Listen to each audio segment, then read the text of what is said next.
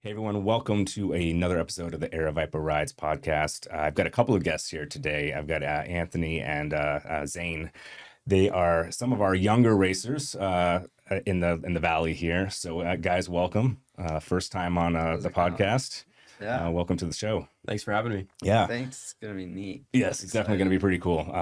We're on a roll just before we started recording, so maybe we can kind of jump into that. We were talking a little bit about just our races, right, and the Insomniac ones, some of the first ones, saying that you had done. Your dad was training. We were talking about the first youth one specifically, and actually, I think the only one that we did specific to the youth, the Venom race in 2021. Excuse me, no, I think it was 20. Was it late 20? I think it was like late. It was that season where ACA had gotten canceled due to Right. COVID. Yeah. So I think because ACA is fall, so it must have been. Yeah. I think it was late 2020. Mhm. Anthony, did you race there too? No, I didn't actually start racing until 2022. Okay. So, Oh, very very yeah, new I to the sport. started then. late. Gotcha. But yeah, I kind of took off quick. Yeah, I think my first season I raced MBAA races, and then I mixed in Aravaipa Rides with that a lot. I did the 6-hour duos a lot. Very So nice. I think my first one was at Santan because I live right on the other side. Sure. So Yeah. it was close, easy to go to. It's Yep. pretty great. Well, since you're on it, since you said it, well, what got you into mountain biking? Honestly, I had a friend at school. He was like showing me his bike and stuff, and kind of drew me in. I was like, wow, this thing's pretty neat. And then he got me to go on a ride with him, and then it just kind of snowballed from there. I got my own race bike, and then just kind of grew the racing with Foundry. Yep. Yeah, shout out to them. They're great. Yeah. Great group. Yeah, grew with them, and then eventually more opportunities opened up, and we got to go race nationally and race the big stuff with Hatch. So Very cool. Very Yeah. cool. Did you guys know each other before you started, Anthony? Before you started? no, not before we started Okay. racing. No. Because you're somewhat physically close, right? Both in the Queen Creek area. Yeah, But both in okay, Queen Creek. different schools, I assume then. Mm-hmm. Yeah. I'm saying you've been racing for quite a bit, or at least riding for quite a bit. Yeah. So Your whole I family. mean, whole is kinda- family. It's how my parents met. Riding road. My mom worked at a bike shop. My dad walked in and was like, "Hey, I like her. Let's ride bikes." And The rest is history. rest is history. They've done a lot of racing, a lot of riding, triathlons, running, very, very physically active. So being raised kind of in that environment by extension, it was just kind of was around bikes, and I saw my dad doing it. I'm like, hey, that looks fun. So I just eventually kind of slowly got into it. I didn't do a whole lot when I was younger, just because when we were living in Texas, there wasn't too much riding. Like there was a little bit, but it wasn't as easily accessible. Okay. So really when we moved out here right during COVID, and we're like, hey, like we live like 5 minutes from mountain bike trails, was when I got involved with the NICA team. They're super cool. Again, like they were just like, hey, come ride with us. Let's get you plugged in with racing. Yeah. And then pretty quickly after that is when I was able to come out to that first junior Aravaipa race. And that kind of just ignited the flame that I was like, man, I really love the competition out here, and I want to like kind of continue to push myself and see what I can do with this. Very good. So did you say that was your first one? Yeah, it was my Venom? first race, mountain bike race ever. Okay.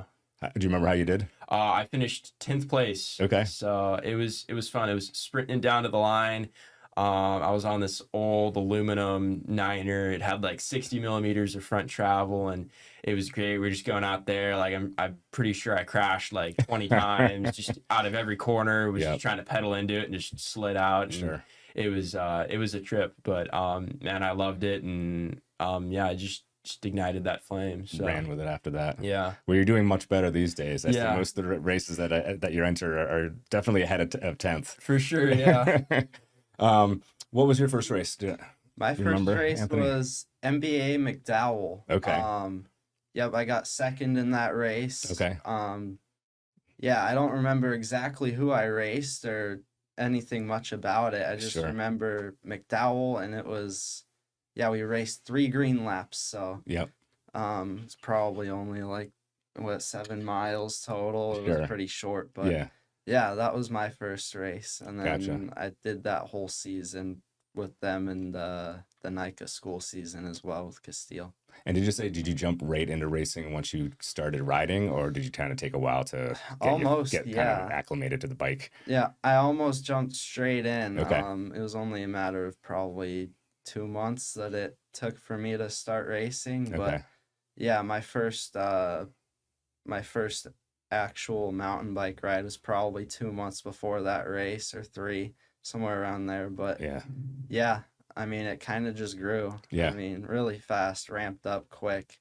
But yeah, I mean, I've been riding bikes my whole life, Sure. but not, Yeah, most of us start young, just yeah, on the two but wheels, not but on mountain bikes. right. I mean, just kind of on two wheels and dirt biking since I was 6 years old. So Okay. that kind of helped me. But yeah. Absolutely. Yep.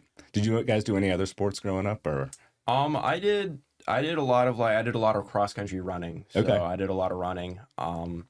Yeah, just a lot of like the cardio. Sure. Running, a little bit of like gym with my dad every now and then, but yeah, a lot of the stuff. I did a few triathlons, but Very nice. it was just kind of mainly between that in that space of just like endurance athletics. So. Okay.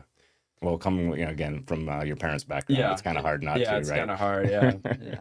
Anthony, did you say you were doing anything, or was it just Mine was a little different. I Okay. mean, my dad and I were always out hunting, Okay. riding dirt bikes. I mean, we had a side by side. We go do that kind of stuff. I mean, go explore big trails and crazy canyons and Right. whatever. But I tried playing baseball, soccer, all those kinds of sports, and none of them really stuck. I mean, I wasn't really into the team sport kind Yeah. of thing. I kind of like doing my own thing, being a free agent, going kind of being crazy. So Right. yeah, that's kind of more my thing. Very cool. Well, one of the reasons why I had invited you guys on was I wanted to get kind of the youth perspective, and I don't know if I should keep using that because I think of youth as like 6 to 8, right? Yeah. You guys are obviously not 6 to 8, Yeah. but the younger perspective, right? You know, Right. like you guys have been riding since you were about 14, 13, I guess both of you are Yeah. saying, because you're both still in high school, seniors. No, I graduated. You did graduate, Yeah. okay. I'm a senior. Still a this senior, year, yeah. okay. So yeah, younger, you've got the younger perspective anyway, and Yeah, most sure. of the folks that I've had on here are adult coaches and adult racers, and a few elites here and there.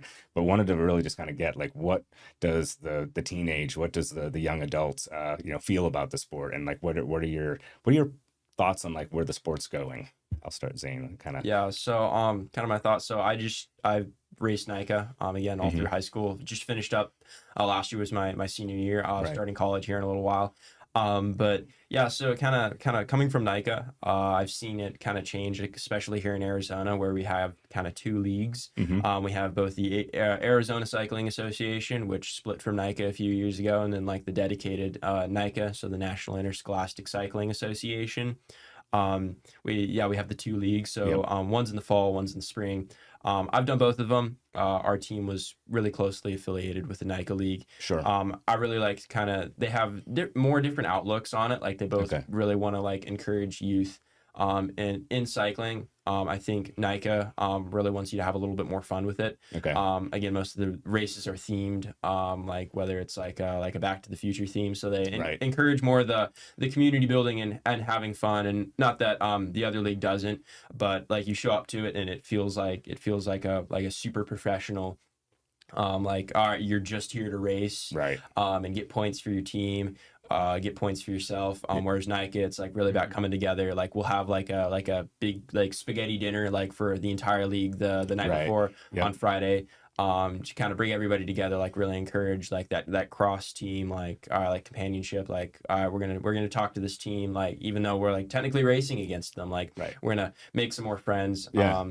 So yeah, it's like on the bike we're definitely competitors, but like off of it, like we talk to each other, we joke, have fun, like play around. It's cool, and I really like that kind of vibe. But yeah, it's kind of my take on it. I don't know if you have any opinions on that, Anthony?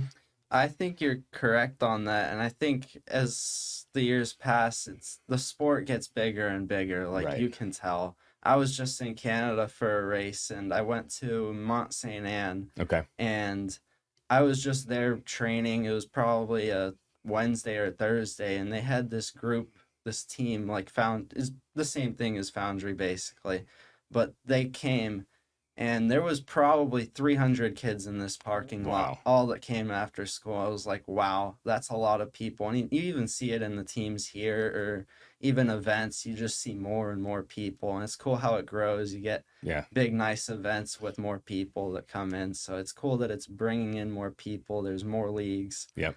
I think now there's a few different race series now. We have like Aravaipa, MBAA, NICA, ACA. That's just here in Arizona. Right.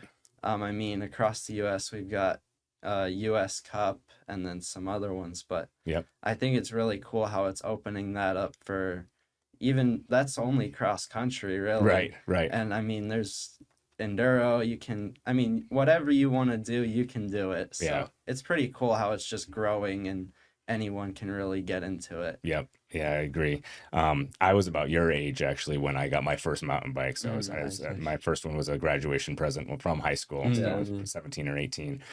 Before that, I was, BMXing and stuff like that, but not, not tracks, not doing it. We had Right. there was nothing organized where I grew up. So it was just, riding on trails and through fields and stuff like that. So that's where I got my love of just riding off road, not just like cycling around town. Right. But yeah, there's, as far as I know, and there might have been like small pockets, California is kind of where mountain biking, you look back into some of the history of Marin and stuff like that. Right. So there might have been pockets of leagues, smaller leagues, but I think it was mostly kind of individual people, right? Yeah. Just throwing fatter tires on an old Schwinn and going down a mountain. Yeah. But yeah, where I grew up on the East Coast, there was absolutely, it wasn't a thing. If you Right. knew another mountain biker, you were lucky. Most of us were just Yeah. solo guys and gals just riding around on old dirt bike tracks and Yeah. ATV tracks because there weren't even trails that were dedicated for us yet. So it's really cool that, I kind of dropped out of the sport a little bit as I was growing up and going through college and just, different things that happened in my life, picked it up a little bit, always had the bike. And take it out for a ride every once in a while, but picked it up to like really kind of be more serious about it only a few years ago too, probably about 2015 or 16. I kind of started riding a little bit more seriously again, and it's totally different. And then I now do this with Aravaipa and have come in more contact now. Obviously closer to the community in general. And seeing that they have like almost like little league, little league baseball, but for mountain biking, you guys can get started. I think NICA brings you on like around grade, sixth yeah. sixth grade. So yeah, I mean, you can get started, as a, middle youth age group and get started in an organized fashion. Like you're getting coaching, you're going to races, you're going, it's not just, two people going out for a ride on a Saturday. It's like truly getting you guys going. So that's pretty cool. Are you guys going to stick with it? Are you going to college? Are you going to join the team? Does the team have a So team? I'm Does staying. the school have a team? That's what I'm trying to Yeah, ask. so I'm staying local. Okay. So I'm not. So the school I'm going to a local community college. Okay. They do not have a team, but I mean, I plan with sticking with sport. Sure. Racing. Definitely want to come back and coach with the NICA, and I think that's one thing that this kind of current generation, like graduating out of the sport, is. I think we're kind of like the first couple of people to come out of NICA, and like. From what I can see, and like really want to kind of come back and coach. Yeah. Like we've had previous teams, and part of it's just because NICA is so new. Right. But we've had like previous people graduate, and they're just kind of like done with it. Like they don't really particularly want to stay with it. Or they're going off, and I mean there were probably plenty of people in the past who like get grow older than NICA, and they're like, oh, I want to come back and coach. But I feel like with our current team, like this season, like most of our seniors are wanting to come back and help coach. That's awesome. And really give back to the league. So I think that's something that they definitely have inspired and done a better job with. Yeah. I mean, I know most of the coaches that I've met, again, in the last few years doing this, they were just bikers themselves, maybe, and mostly like their kids got into it, right? Yeah. So it was kind of like, again, like the little league mentality, like your son or daughter's joining little league, and the dad ends up coaching or something like that. So to have that, it's like you're planning, you're proactively coming back to do it is pretty cool. And again, something that's kind of new, right? There's been enough of that kind of turnover where it's a dedicated sport, and you can actually come back and stay with it. Yeah, that's pretty cool. Anthony, you mentioned Canada. What was the race up there?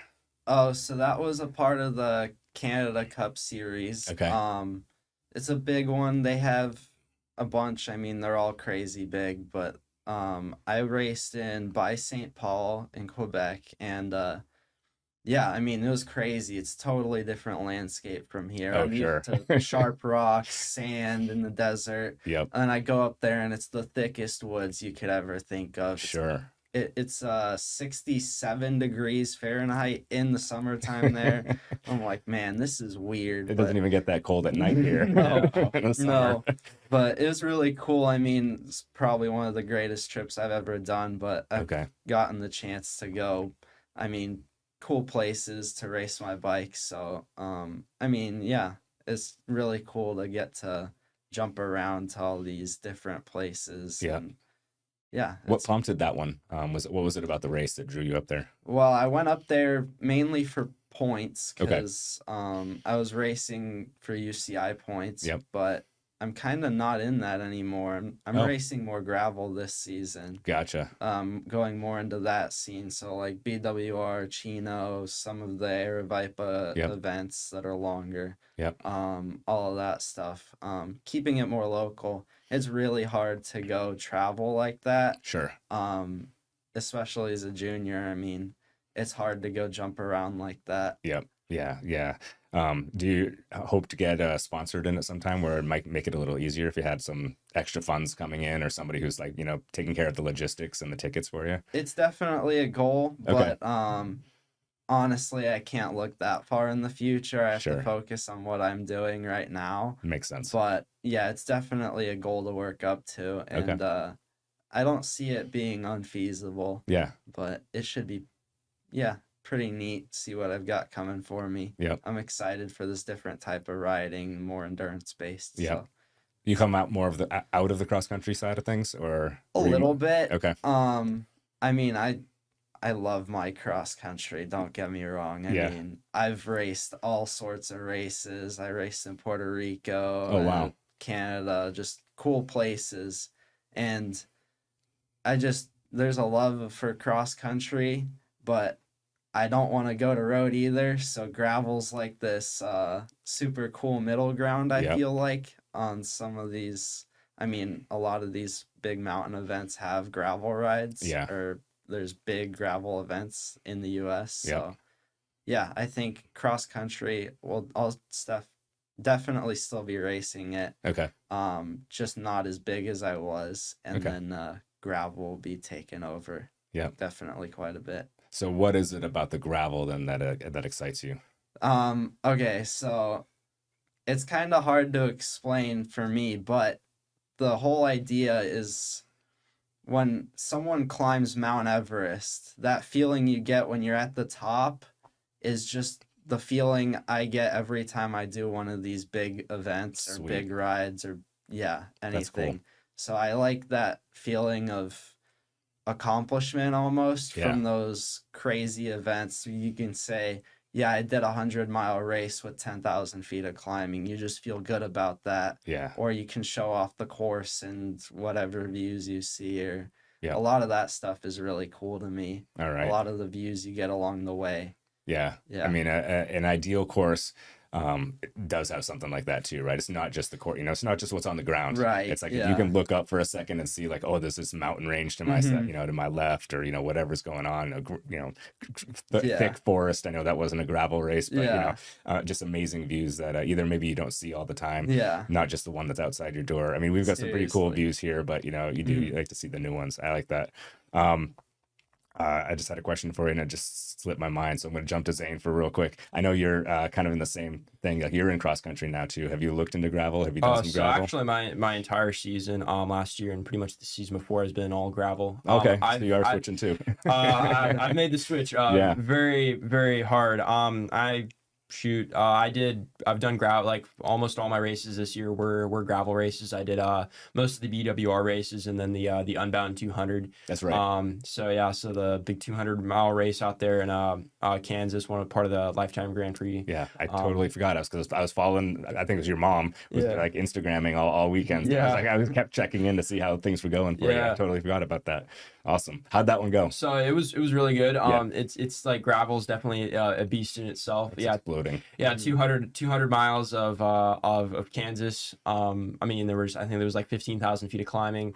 Not a super chunky course. It was all entirely gravel except for like maybe a few miles, like the start and the finish. Sure. The cool part about Kansas is like most of their like residential roads aren't even paved. So like pretty much just their highways and some like city roads, and then like most of like the roads that the houses are off of, most of the neighborhoods aren't even paved. Yeah. So like we're just kind of riding through like just riding past houses, and it's just like there's a big race going on, and it's kind of neat.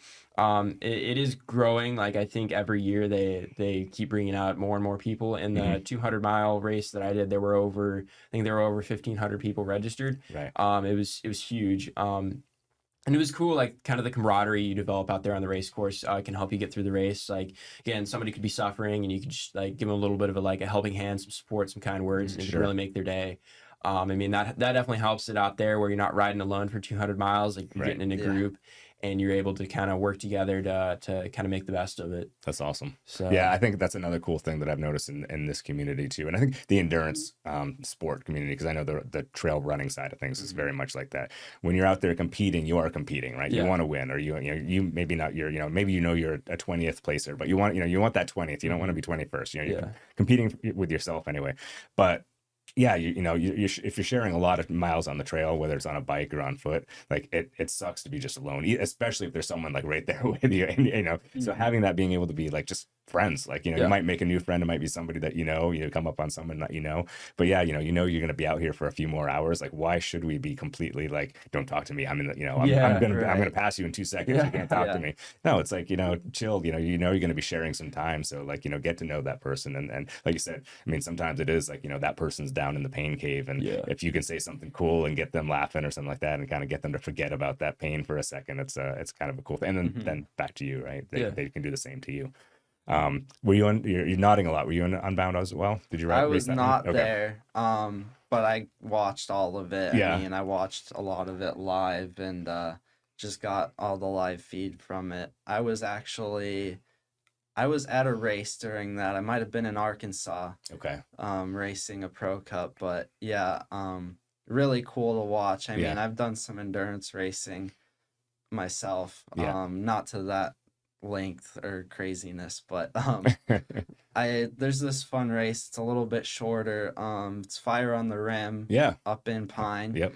I like doing the 45-mile race up there. Okay. But I find that when I go through the laps, even the single lappers or two lappers, you can help them a lot by just saying a word, because they have a really big climb there. It's probably, I don't know, 1,000 or 2,000 feet all at once. Okay. And there's some people that struggle up it, so you just say something as you're going by, and give them a good word. Like they'll walk up to you while you're eating afterwards at the barn or whatever, and it's really cool to go out there and be a part of that. That's awesome. I mean, any event you go to, really. For sure. Like you said, it's a great community, and I think Zane, you were saying it earlier, how like, well, at the NICA with the spaghetti dinners and stuff like that, and some other races are like that too, right? Where there's still sort of like the community before, the community after. Maybe it's a little bit more geared towards the race, like you're here to race and whatnot, but you're still, again, like you see the same people at all the races. So it's like, how you doing? I haven't seen you in a couple of weeks. You're gonna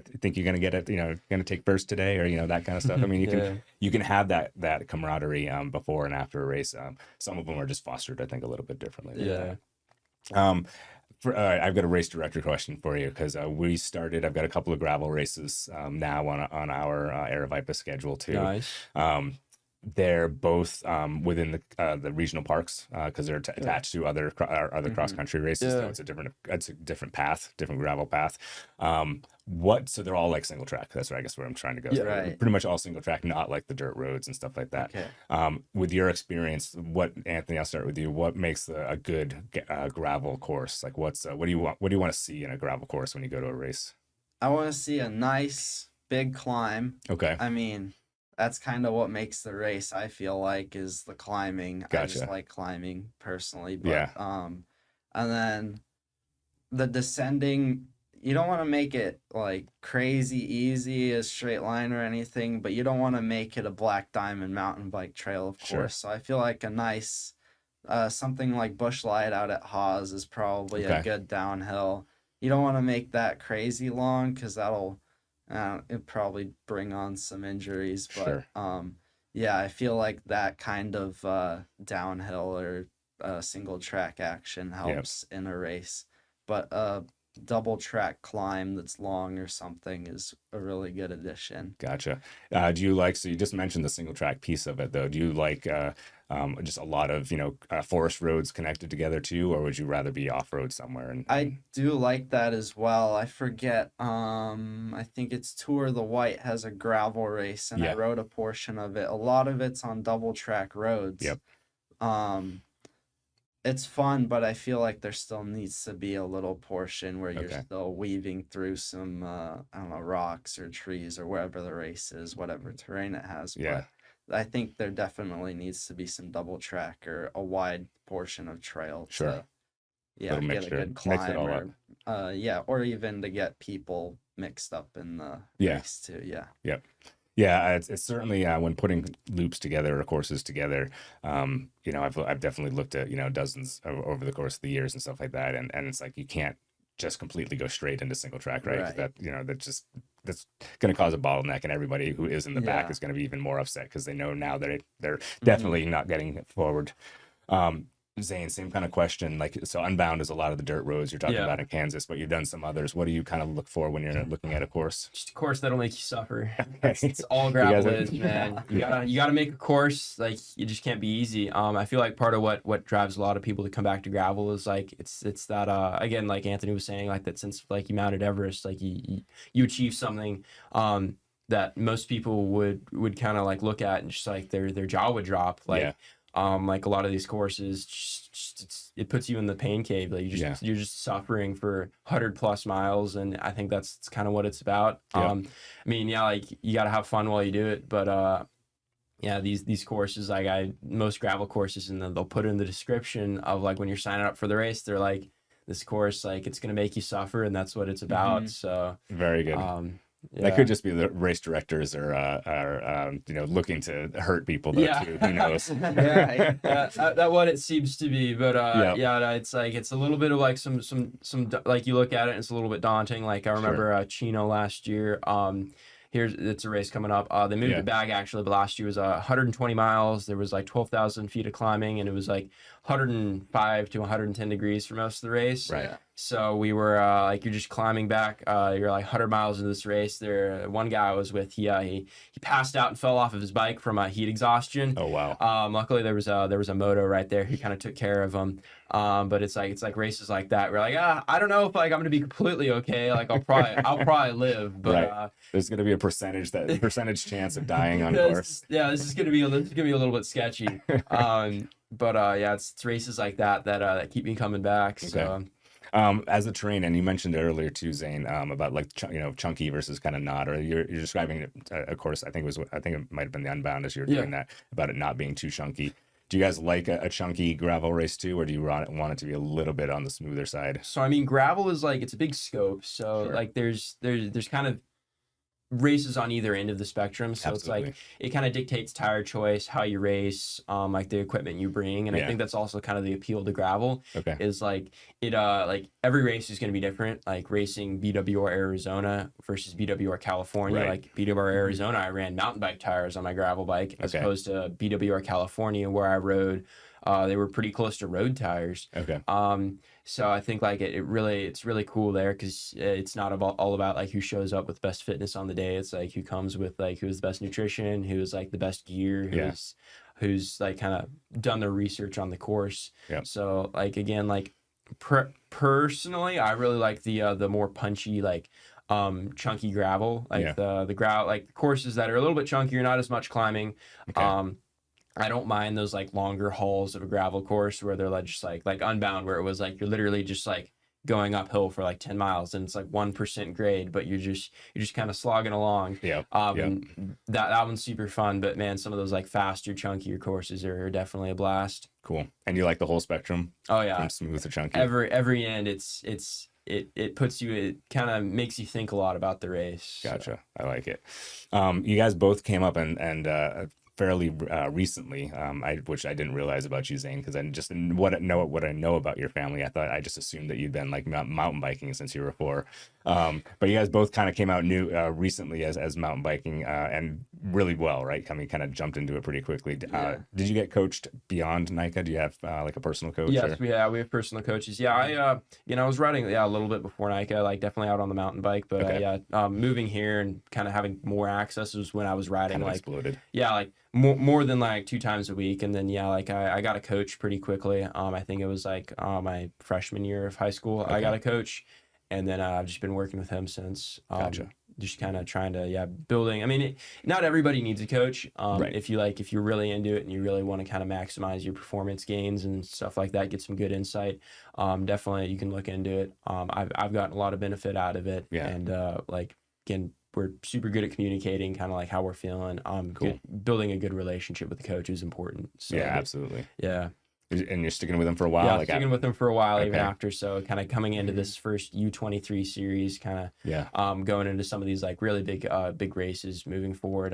It's good. Like I've had like a lot of time to training with this coach, so we kind of know what we're gonna like throw at each other. Kind of he's gonna know, all right, like how's he gonna feel on these days, what kind of makes like what food does like what type of nutrition makes him feel great, what pre-race meals is good for him. So kind of just that transparency really makes racing and being like a high performance athlete a lot easier. Sure. Do you want to drop his name? Since So I coach with SLM Coaching. So John Salskoff, he's a coach up there in Pine Top. He runs the Hatch Toyota race team. Oh yeah. Which is the team I've been with for a couple of years now. Both me and Anthony, we've raced with them. They're primarily, or they kind of swap between like being primarily a road and a cross country team, kind of based off of like, all right, what is everybody riding? Yeah. I was kind of like the first athlete to kind of really transfer that gravel scene here in the last 2 seasons, and it's been cool. We've had a lot of riders do road, lots of like podiums at nationals races. We have one athlete who's racing for the EF Education Onto like junior teams, like a world tour development team. Nice. So like kind of riders all over the globe right now. Yeah. Just kind of killing it. Nice. Yeah. You said you want to come back and do some coaching with NICA. What with you and Coach John though? Like, kind of, what's your outlook on racing? What's the kind of the 2 to 3 year plan? So if you can. 2 to 3 year. Yeah, absolutely. So I mean, the long term goal. I mean, obviously go to college, get a degree, try to work towards that. But this coming year, I'm probably going to apply to the Lifetime Grand Prix U23 series. Nice. So running out to all those races. It's for those that don't know, the Lifetime Grand Prix is the premier gravel series. It's kind of gravel and mountain bike series in America. Kind of all the best athletes. So like Keegan Swinson, Dylan Johnson, if you know who he is. Certainly.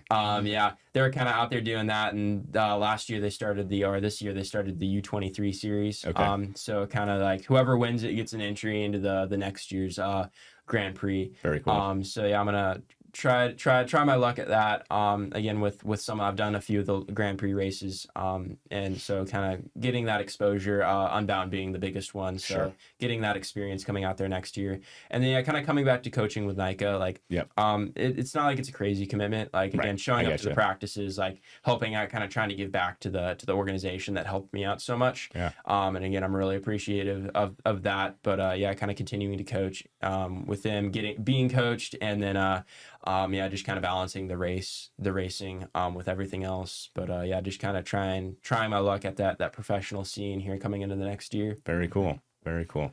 Anthony, how about you? So obviously now I know who you get coached by.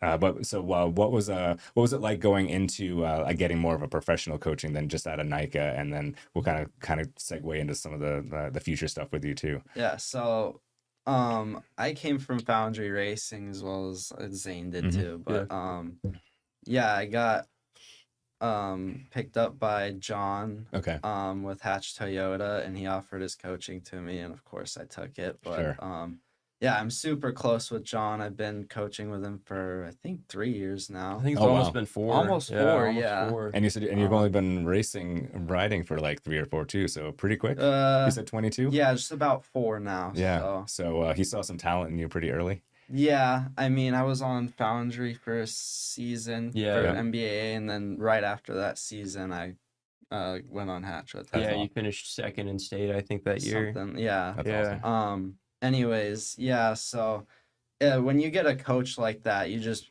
the more you talk to him, the closer you get, and yeah, I'm just crazy close with my coach. That's cool.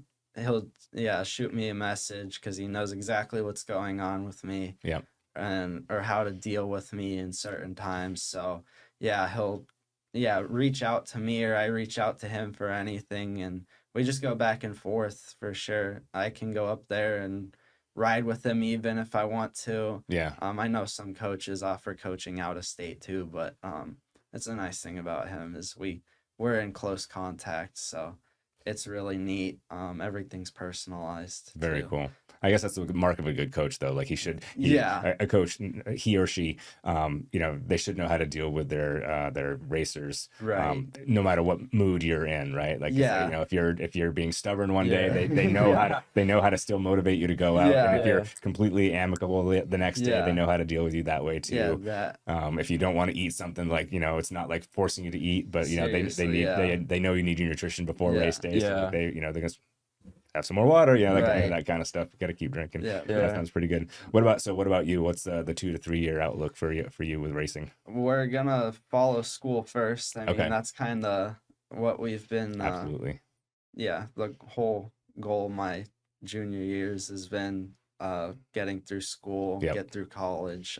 So next year I'll jump into that. But for racing, I'll stick with it for sure. I haven't raced a lot of the school stuff recently because Yeah. UCI kind of took me over. You have to dedicate so much time to race like that Yeah. that you kind of have to put everything aside just to train your way and get out there all the time. But definitely putting more time into like helping the school teams out and helping the local teams like Foundry or whoever's local to get out there more or give some riders some more insight because I've been a bunch of places pretty quick. So just kind of looking to help give back a bit. Yep. But I also want to pursue the gravel dream. Okay. So, I mean, I think that I'm chasing that feeling of accomplishment and those crazy big rides, even if I don't get first. I mean, the goal is to do the best you can all the time.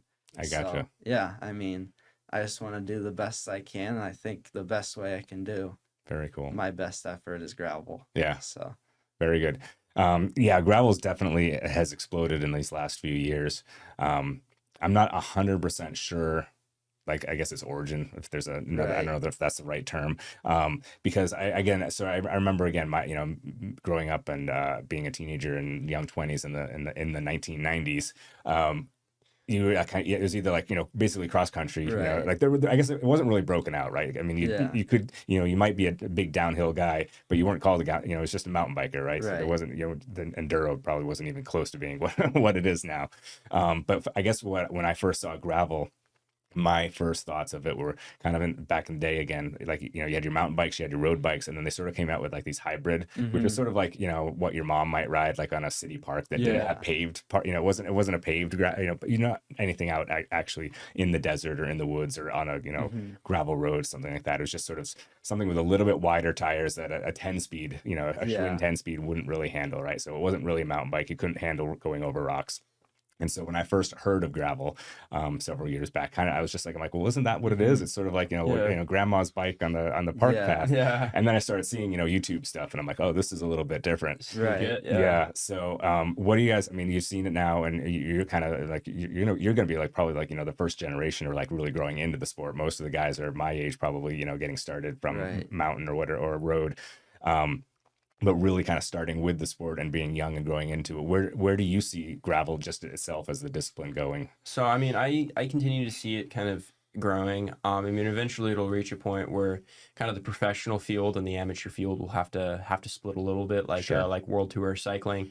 Even here, like recently, like even at Leadville, I know it's not necessarily a gravel race. It's kind of in the middle. People are starting to run drop bars, but there were a couple of injuries, especially in the professional and the amateur field with, because it's an out and back course where the amateur athletes crashing into professional athletes, and it kind of upsetting a lot of people. Sure. I think right now it's not it's definitely a well-funded sport. It's not as crazy as like the Tour de France. Right.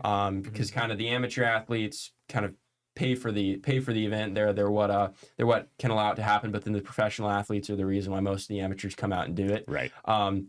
So I mean, a lot of the ideas have been proposed. Like, all right, they could move the professionals like Sunday, have all the amateurs race Saturday, and then keep them around to like as spectators. Yeah. But I mean, I think it's gonna have to stay the way it is for a little while now. Again, it'll continue to grow, and at a certain point, it will kind of reach an apex where it's like, all right, it's so big now at this point, we gotta do something with it, where we have like a pro series where it's like the classics races and in Europe, where it's like, all right, Jumbo Visma Lisa Bike and UAE come out, and it's just like all the best guys duking it out.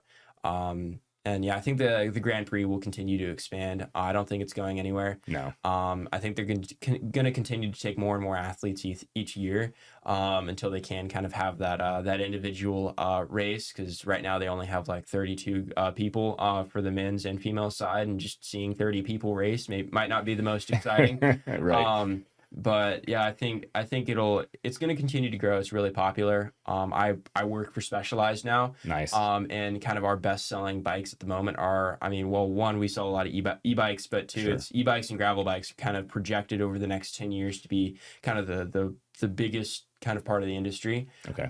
So yeah, it's gonna continue to grow, and even as like roads get more dangerous now, I've had so many people come to the shop and they're just like, hey, like I cannot ride a road bike anymore. It's endangering my safety, and I'm like, hey, like let's get you on a gravel bike. Yeah. And then I mean, yeah, later they just are over time. They're just like, hey, like I want to get into the sport more. And like, it just like it snowballs to the point where like, all right, like more people, they tell their friends about it. Their friends tell their friends. And then it kind of grows like to where everybody's like, man, gravel's like this crazy cool thing. Yeah.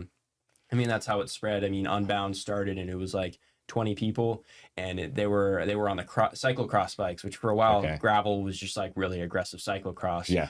Where you just run 33 millimeter tires, and you're out on this course doing like just crazy routes on these pretty much road bikes. Right. And then like every year, I think Unbound like almost doubles in size. I mean, they've kind of had to cap it off at a certain point now, but like the difference between the year 1 and year 5, it was like year 1, literally it was 20 people, and then like year 5 there were hundreds. Yeah. So again, like it'll be cool to see where the industry goes, especially with bikes. And it's kind of in this weird, it's in this cool revolutionary period, and I'm excited to be a part of it.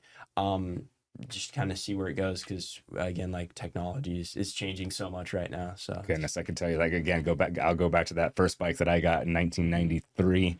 No suspension, 26-inch rims, 26-inch wheels.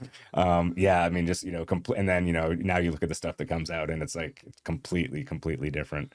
I still have that bike too, by the way. It's in my garage. Hang it up somewhere. It's hanging in the garage. I don't know. My wife is definitely not a wall art for bike kind of a woman, so I haven't gotten it in the house yet, but maybe if I get a second house or a man cave or something like that where I can decorate, but I still have that one.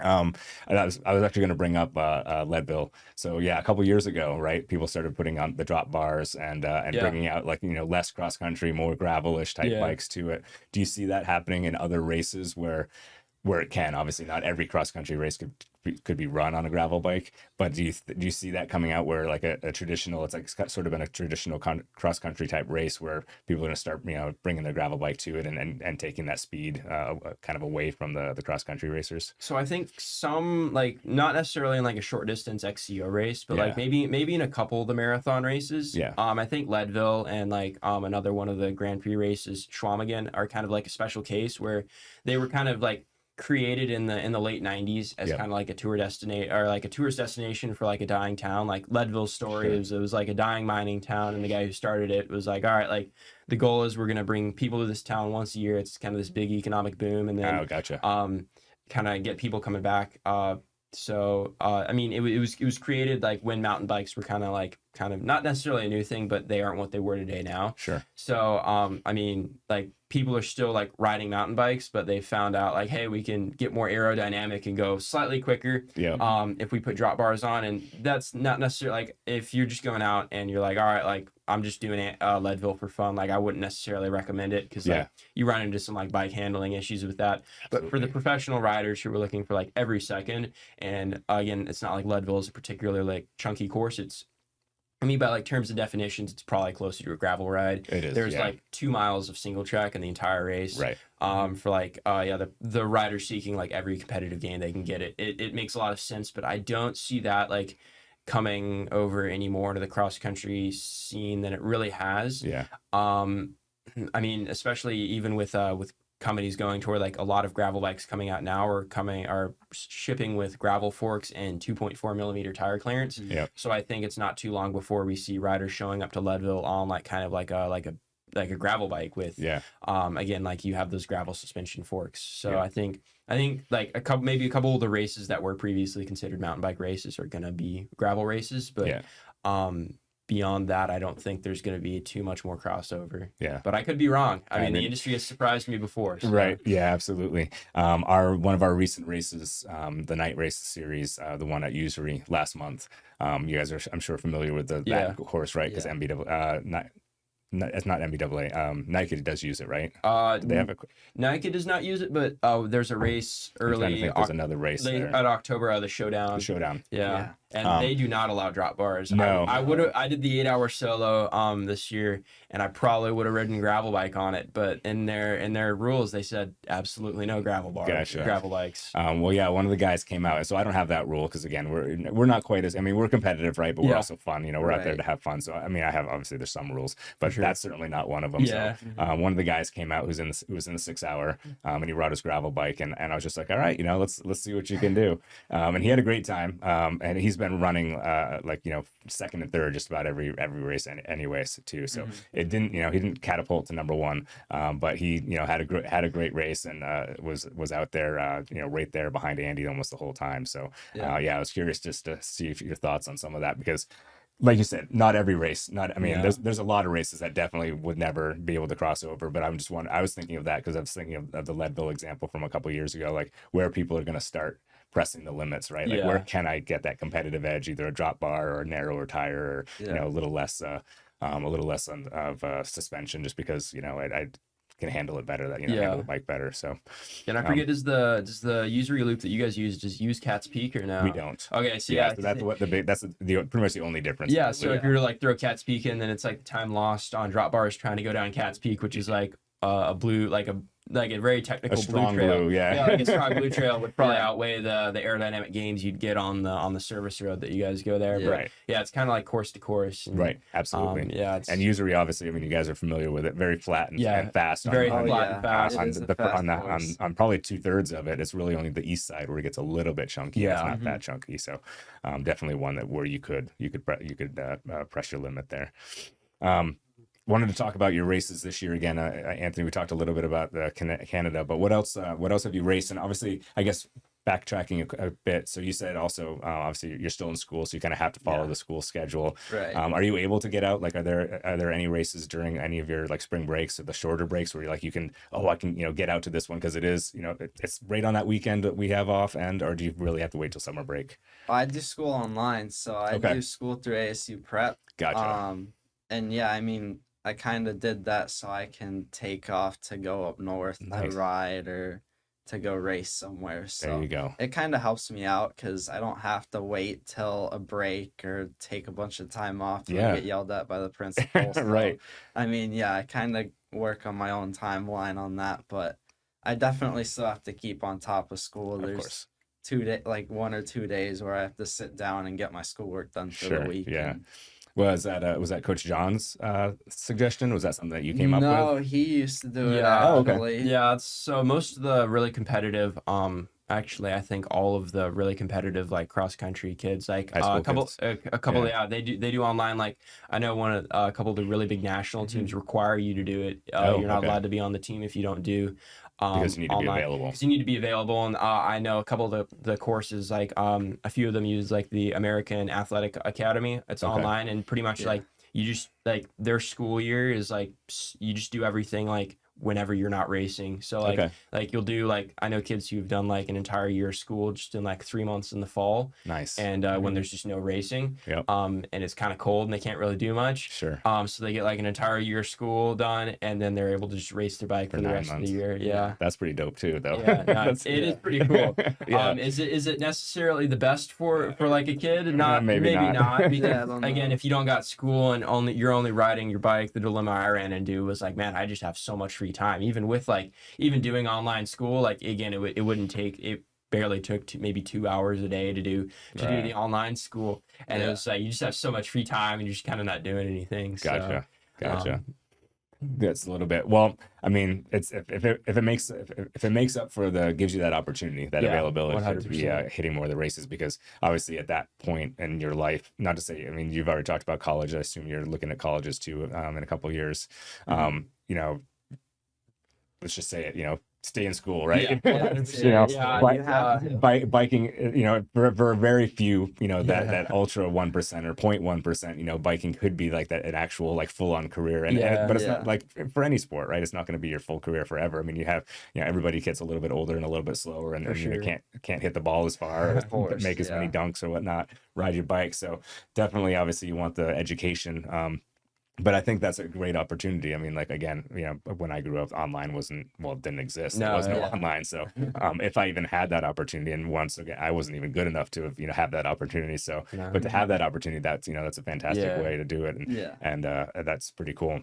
So going back to the original question, now that we kind of backtracked and moved forward, races that you've done this year, what were some of the things that you did starting in 2025? I started my season off with Puerto Rico in February. Okay. So I went out there. I raced 2 races while I was out there. I forget what series. Well, they're part of the junior UCI series. Okay. So raced those, came back, and then pretty soon after I went to Arkansas to race. Yep.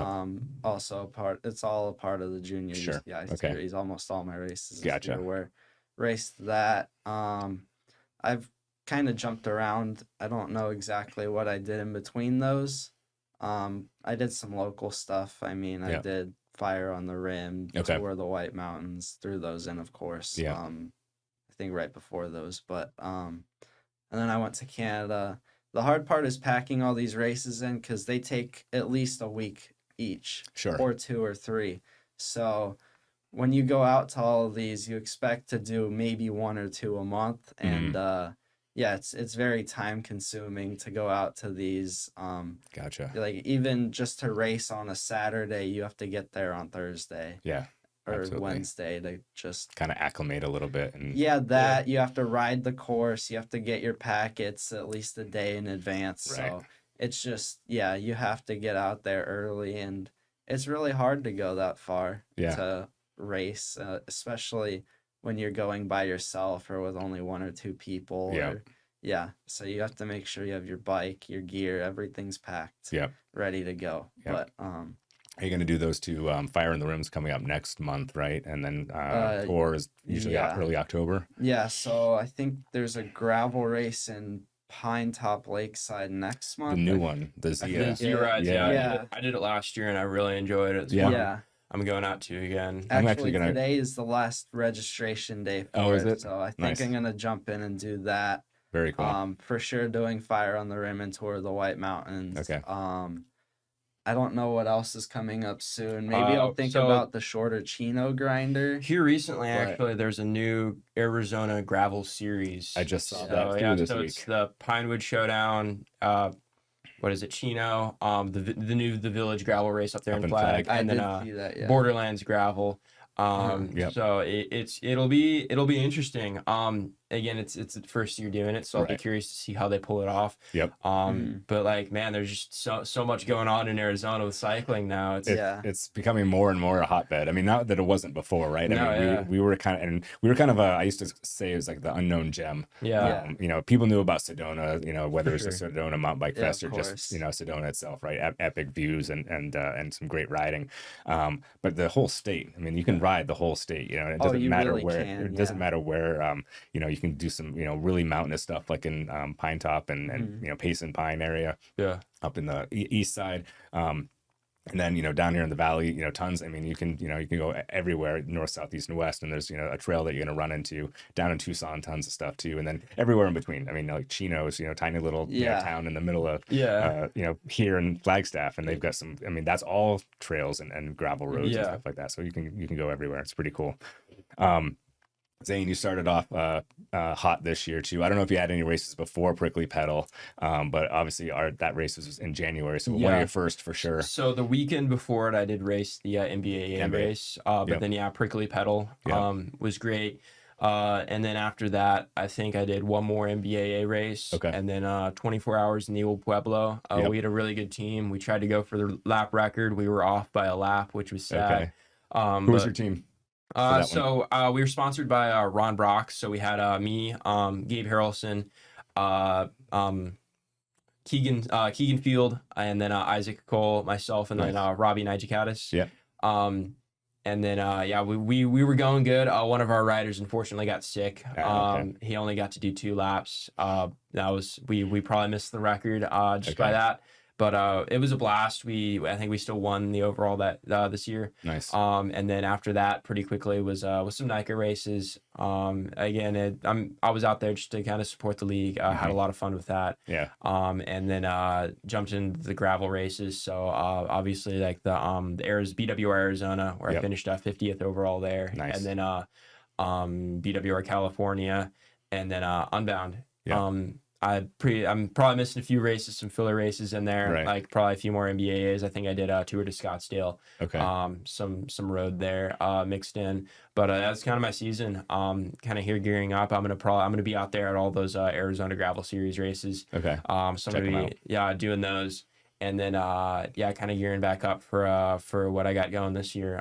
With hopefully the U23 lifetime stuff. If not that, then going out to all the BWRs and seeing if I can finish top 10 in elite at one of them. Very nice. So yeah. BWRs, there's about what, half a dozen or so more? So I know it's a bunch. So there are 4, and they're kind of what they call their Triple Crown series. So they have Okay. Arizona, California, Utah, and Montana. They Okay. I think they have 2 on the East Coast, I but was gonna those, say, yeah. those aren't technically considered part of the series. Gotcha. So yeah, what the Triple Crown is it used to only be 3 races, but now they have 4, and it's best 3 out of 4 races based off Okay. points. I did 2 of them this year. But just couldn't quite make it out to the Montana or the Utah one, because the Utah one was the weekend before Unbound, and then the Montana one was like 2 weeks after. Yep. So I couldn't quite swing that. But it would have been fun to finish out. But I'm excited to go back this year and see what I can do with it. Very cool.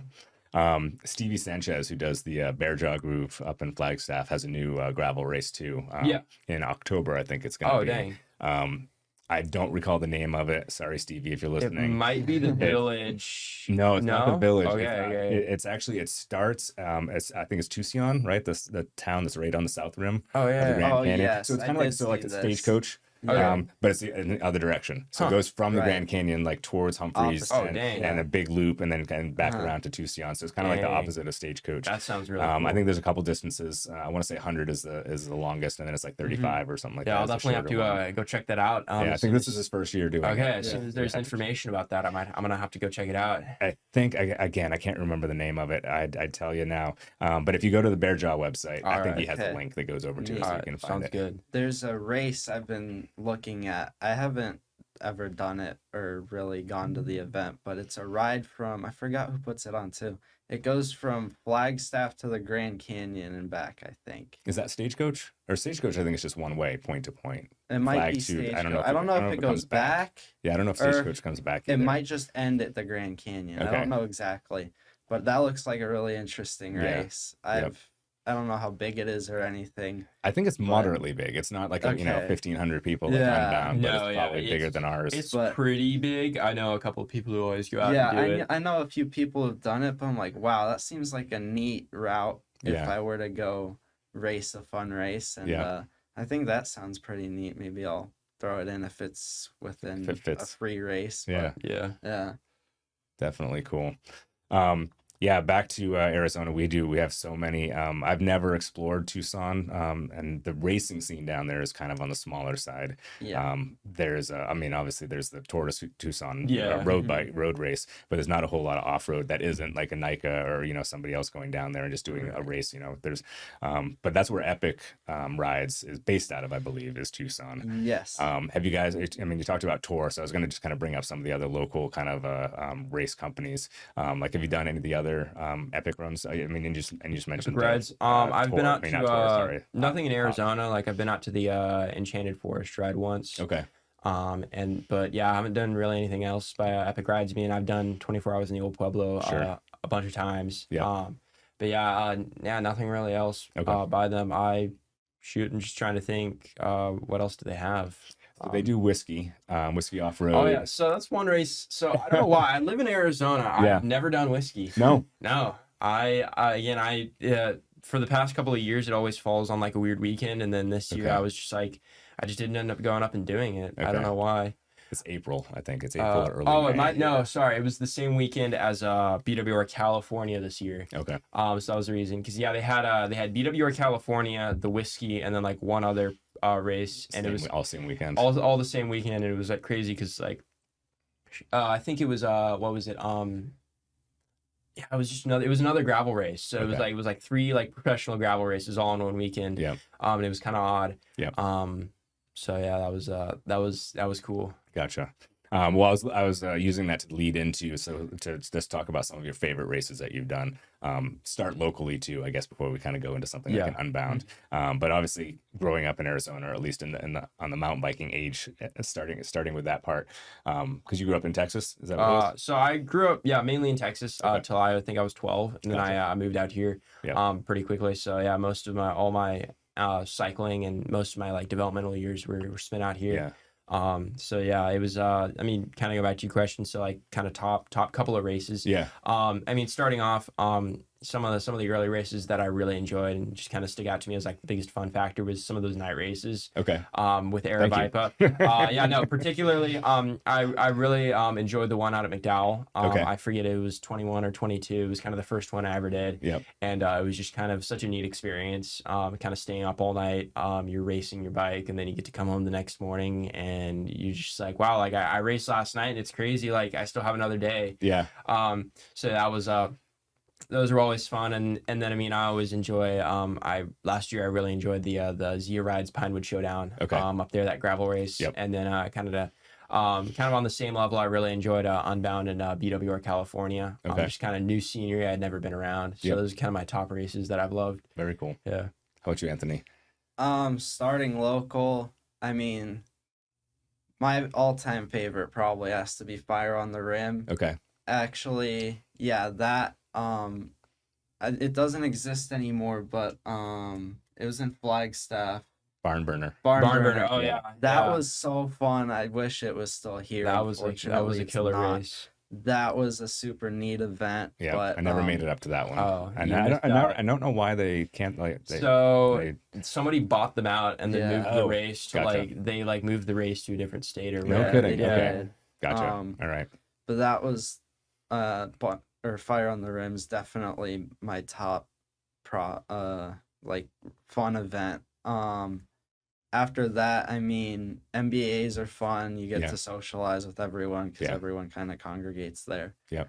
The night rides are fun. I like those. The Aravaipa ones especially. Thank you again. I mean, yeah, shout out to you guys. But yeah, I mean, I like the Santan one's close to my house, so I can ride to the Right. event Yep. and then race the event, and it's right behind my house. Anyways, yeah, I've done the usury one almost every year. I had a race unfortunately overlap with it this year, but Okay. yeah, that's a super great one.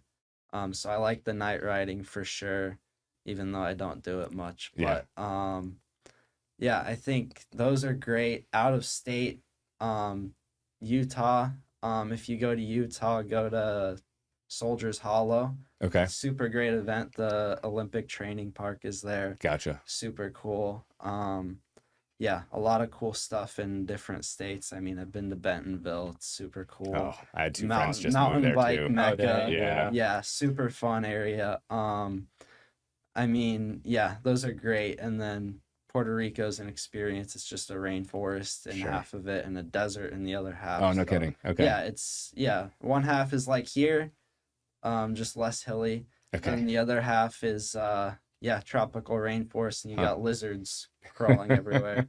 Literally lizards 2 or 3 feet long. Wow. Everywhere. Nice. Yeah, and then Canada, I mean, just Sure. experience. And the race was fun, but the trip as a whole is just, you get to go check everything out. Quebec City's so cool. Yeah. It's almost Europe, and yeah, everything about it's super fun. But all these different places, but I'm kind of residing back to riding in state. There's so much here. Oh, You for can sure. ride desert, woods, whatever you want. You could ride by a waterfall in the middle of your ride if you Right. wanted to. Yeah. Yeah. Literally any route you could think of, you could do here. Yeah. So Yep. yeah. What is like one like bucket list race that you're looking ahead to? And it doesn't have to be like a next year, 2 year, but like, down the road, I have to do this one race anywhere in the world. What's the one? Man, a bucket list one for me. Shoot, I'd have to sit and think about that. Really, I don't know. Okay. It might be Leadville, Okay. just because of the name. Yeah. I mean, Sure. yeah, it's Leadville. Yep. And Yeah. even just to do it is like a big achievement in Absolutely. itself. Yeah. I feel like that would be really cool. Okay. To get under my belt. And, Yep. Yeah. How about you, Zane? I'd love to go out to Big Sugar out there in where is it? Arkansas. Yeah, it's Okay. one of the Grand Prix events. Oh, but yes. Yep. yeah, it's kind of I wouldn't say quite up there with Unbound, but it's another one of those really like super long endurance, like just killer races. Again, I haven't spent a whole lot of time out there in Arkansas. I did a U.S. Cup race out there 2 years ago. Okay. But I'd really like to go back out there and do that race. So that one's definitely on the bucket list. Very cool.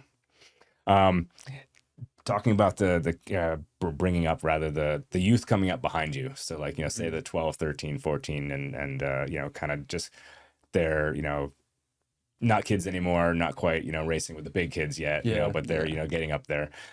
What would you tell them? Like if you were coaching now, like what would you tell them? Not just about obviously coaching and technical stuff, but like, I guess more your philosophy on like the sport and on where the sport's going, what would you, how would you approach that with kids like that? Well, I mean, some advice I'd give them is kind of rule number one is always have fun. Always go out there. And I mean, sometimes, I mean, the more like if you're trying to go to the sport, like where I'm at right now, where I'm trying to do it kind of like I'm trying to go pro, trying to, like really like just go out there, have the best result I can. It might not for me always be about having fun at the end of the day. Sure. Because I mean, there are kind of different classifications of it. Cause I mean, I'm not going to enjoy doing intervals every day. Like that's not a Right. thing. If you're if you enjoy doing intervals, you're not doing them hard enough. But, Exactly. Yeah. Again, like always make sure you're just kind of like liking what you're doing, loving riding the bike.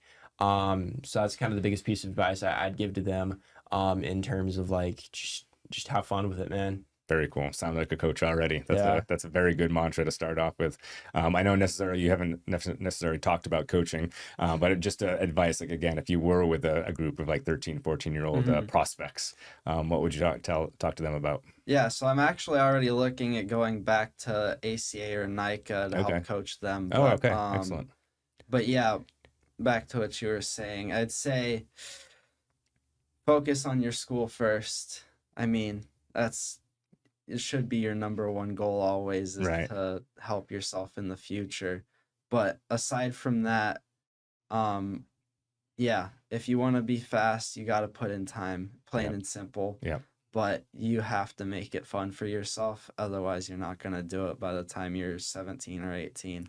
Because I'll put it to everyone straight. Once you're 18 and you've been riding for a little bit, you start to see some things that you can go do or go out to have fun. Yep. And you're like, man, I've been missing out. But just make it fun. Yeah. keep riding. And yeah, if you're gonna train hard, because Very cool. that's the way you'll get fast. But keep your focus, don't lose it. And it sounds That's like it. you guys both have that instilled in you. The focus, obviously both of you, have mentioned school several times. So I know you're intent on that and focused on that. But you listened to your coaches too and had fun and focused on the intervals, even on interval day. Oh, of course. Because you can't, just like they say in powerlifting or weightlifting, you don't skip leg day, right? No, Yeah. never skip leg day. No, never Horrible. ever. So you even the ones that suck, you have to go out and you do, and right. You may not be having fun on that day, but the experience, right? The whole you're looking at the big picture, right? Sure, if you're having fun, or rather say keep having fun, the big picture, because that's what's going to keep you coming back, right? If you're not having fun, then find another activity, right? Stamp collecting, or maybe a traditional sport, baseball, basketball. But yeah, I mean, I tell people that all the time too. It's like and in the workplace, I have a job it's pretty darn fun, and if I wasn't having fun, I wouldn't want to.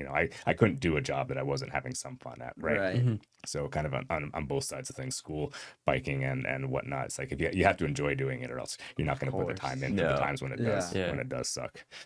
Wrapping up, what what else is there that we can talk about that you want to? I mean, you've got this time on camera, and what would you talk about for, again, like your perspective as being youngsters coming into the sport, getting into the sport as young adults? What else is there out there to let the world know? I mean, we've covered a lot. Yeah. I think overall, like with what NICA is doing, kind of fostering kind of that young talent and support. I think there could be better, like, I guess, a better transition for athletes looking to do a professional career. Okay. I feel like kind of growing out of NICA, you're kind of in this weird gray period where there's like not a whole lot of brands or teams that would, like, I wouldn't say like trust you with support, but where they have kind of those guys who are like tried and true, like they know they're going to go out and sell bikes and sell product and represent the brand well. I think as time goes on, hopefully there's going to be a better kind of transition period for people like that. Yeah. And I mean, also, kind of with what NICA is doing, they're making the sport a little bit more accessible to a larger group of people. Because when I got into it, it was pretty much just like one very small demographic of people who could like afford the bikes, afford the races. Right. Kind of what NICA and a lot of bike companies are doing, they're making it a lot more accessible, which I really respect. Yeah. So it'll be cool because now like cycling isn't just going to be a small group of like people who happen to kind of stumble into it. And we're gonna have like more talent, more people getting into it, and it'll be cool. And I think the development and brands will kind of go along with all this going into the future, where they're gonna have better beaten paths for. All right, if you want to do this as like a job, like here's how. Right. So, Yeah. Well, like, I mean, we said it earlier. You're kind of the first generation that's really been able to take it from the beginning and work it into it, right? A lot of other people, I think, before you and in early times, they didn't have. I think they probably didn't have more of the youth side of the coaching and the leagues, right? NICA and ACA and some of those other leagues are all relatively kind of new when you look at the big picture, and so all these guys who are elite now were just riding bikes, right? And then maybe they found another, maybe another adult who saw the talent in them and kind of, somewhere along the line, kind of coaching came into it. It was all individualized. It was just like, I just happened to see you on a, riding a South Mountain. And I'm like, Anthony, holy cow, you've got some talent. You can go far. For sure. Now it's like, it is like, I guess some of the, again, talk about traditional sports like baseball and basketball, where you have like the youth camps and little league and stuff like that, where like there is almost like a pipeline where like if you're really good and you stand out amongst your 8-year-olds, 10-year-olds, 12-year-olds, there's that pipeline to get into youth leagues that are the U18s and then the U23s, and all of a sudden you're playing college ball in minor leagues and stuff like that. Mountain bike never had that. I guess they never had that pipeline. So I think, like, to your point, there's probably just still that piece that's still being built, right? We don't have, we as a community, we just don't have that built yet because we haven't had to deal with it just yet. We haven't had a lot of kids that have come all the way up through it, and to become, pros later on. You were just lucky if you just kind of got picked or found somewhere. You just entered a race and won, and Specialized said, "Wow, you're really good. Let me give you $100 and go enter this race too." Wear my jersey, by the way. So that kind of thing. Yeah, you kind of build the relationship that way. So probably just something that needs to happen as it does, and I'm sure Yeah. there's somebody out there who's hopefully thinking about it or planning it, or has a taking a model from some other or type of little Yeah. league type of thing where it's like, okay, how do we work that transition where these guys are good enough to go pro? They turn 18, they can't be in the youth leagues anymore. Where do they they can't afford racing either, but they can't, right? They can't just Yeah. go to a race or every race, right? You kind of have to get to almost Yeah. every race Yeah. to really make it as a pro and to get in there hard. So what is that position? Because they can't just like fall off the cliff at 18 and then Yeah. let them figure it out on their own. Of course. Anthony, what about you? Where do you kind of see yourself kind of getting into the pro side, and where's your transition leading you? I think it's gonna come down to just trying to find a team or bringing in partners to go into that kind of thing with me to help support Mm-hmm. if I want to go the pro route. Which I mean, yeah, would be great. Yeah. But just getting support, I mean, is the biggest thing. Right. Whether it's from a team or separate brands or people. I mean, that's a big thing. Yeah. I think it's neat. There's also a lot of opportunity outside of just going pro in bikes itself too. Sure. Yeah. I mean, there's a whole industry. The industry itself doesn't have to lead everybody into the pro. And then if you're not a pro, you're not doing anything. You're just riding on a Saturday. There's certainly plenty of other things that you could do. I like the idea too. I think it's something kind of on the newer side where there are the teams, of adults, right? So it's, it's like NICA, but it's all adults. It's not just, again, you going pro and like, all right, I'm wearing my jersey with my sponsor patches on it, but you could be still part of a team and travel with the team, have the support of a team. So. I was thinking of this as you were saying, as you were kind of talking about it, and I'll bet, again, I know your parents a little bit anyway. For sure, yeah. But I'm guessing that you have like parental support and all of this. Yes. Like They're excited. I could not do it without them. Me either. Yeah, they're I excited don't think to see any you go junior pro. could, honestly, Yeah. without support from parents. And they'd be definitely excited need to it. see you as a pro racer. Oh, A few absolutely. years from now. Yeah. Oh yeah. Very cool. Ecstatic. Yeah. It would be. Yeah, that's again. Yeah, I mean, you guys just said it. It's paramount, right? You can't. You can't. You can have if they just. Oh yeah, I let you ride bikes because I know you like it, and that's you can have that. You can have totally against it, but like really having that support is really It's so crucial. Yeah. Yeah.